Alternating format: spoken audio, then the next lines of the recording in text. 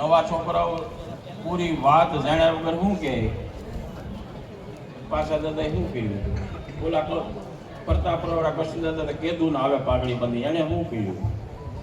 ભાઈ એ હતા તે જ આ બધું થયું છે બાપા. કેશુ બાપા અને આ સમયે આપણે રણિયાવાળા લવજી દાદાને યાદ કરવા પડે સાહેબ.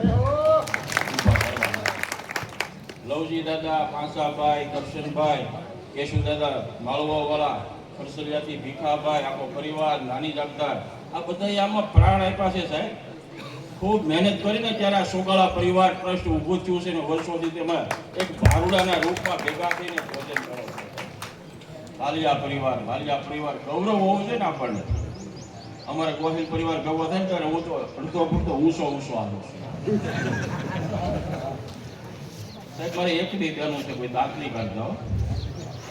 મારે એક બી બહેનો છે, 4 કાકાની દીકરી, મારી હકી 5 બહેનો. અમારી મોટા ભાગના કંઈક નસીબ બાલ્યામાં જ લખાવીને આવી. મોટા ભાગના મારા વ્યવહારો છે, આવા બેઠા ને બધા આપણા બધે જ્યાં જોવો અહીંયા કોટ લાગે. એક બી બહેનો કંઈક ભાગ લઈને આવી છે ને સાહેબ, આ એક જ નવો આમ જેવો તેવો ભાઈ મળ્યો ને તો સાહેબ અમે એક વીકમાં એક મિનિટ કાર્ય મેં બોલતા ન સાંભળ્યું અને બોલવા પૂરું મારે ગિરાવે છે. એવી શક્તિ આપી ભગવાને. એટલે આ પરિવાર ભાવના જાળવી રાખો. થોડું ઘણું નાનું મોટું યોગદાન આપવું પડે. આપણી સંસ્કૃતિનું કાંઈ મંદિર કે શાળા કે ધર્મશાળા કે આપણી કાંઈ દીકરીઓ કે દીકરા માટે આપણે કરતા હોઈએ ભણવાનું રહેવા માટેનું, તો એમાં કંઈક નાનું મોટું યોગદાન આપવું પડે. એમાં કંઈ કોઈને હમ ન દે, પારણે આપવા જ પડશે. પણ નાનું મોટું યોગદાન આપણે આપવું પડે આપણી ફરજ સમજીને.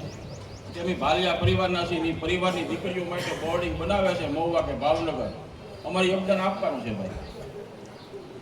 એટલે આપણું સંગઠિત એક પરિવાર રહે અને સંગઠિત પરિવાર રહેશો ને તો જિંદગી આ માનવ દેહની એક જ ફેરી મળે. ખેડૂ હોય, આભળિયા હોય, દાળિયા હોય, નોકરિયાત હોય, ગમે તે હોય, પણ આમ શાંતિથી જીવી જાઓ.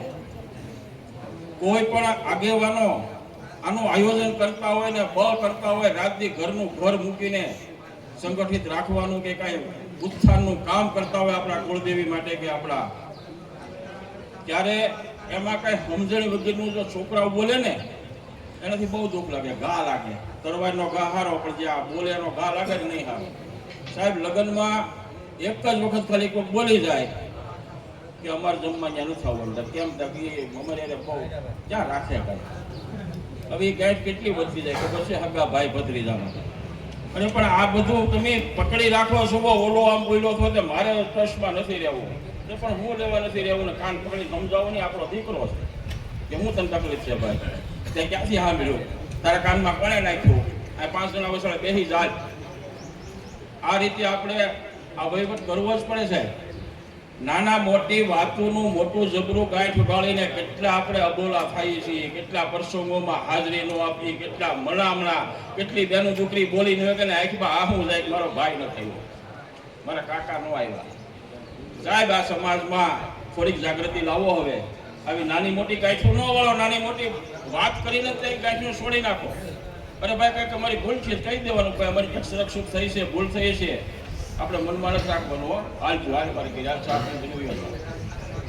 આ ભાવના આપણે પરિવારની રાખવી પડશે. તમામ કોળી સમાજે ગમે તે પછી ભાલિયા હોય કે ગોહિલ હોય કે શિયાળ હોય, મકવાણા હોય, કોઈ પણ પોતાના પરિવાર પ્રત્યે ભાવના રાખી અને આપણી સંસ્કૃતિને, આપણા કુળદેવને જાગૃત કરીને નવી પેઢીને આપણી એની જાણકારી આપતા રહીએ. આવા પરિવારો ભેગા થઈને આપ સૌએ લગભગ ઘણા સમયથી ભાલિયા પરિવાર મને બોલાવે, સન્માન કરે, એ બદલ ખૂબ ખૂબ ભાલિયા પરિવારનો આભાર. અને 20-25-30 વર્ષથી ધારાસભ્ય બસુમાં ભાલિયા પરિવારનો મોટો ફાળો મને રહે છે, એ મોટો આભાર.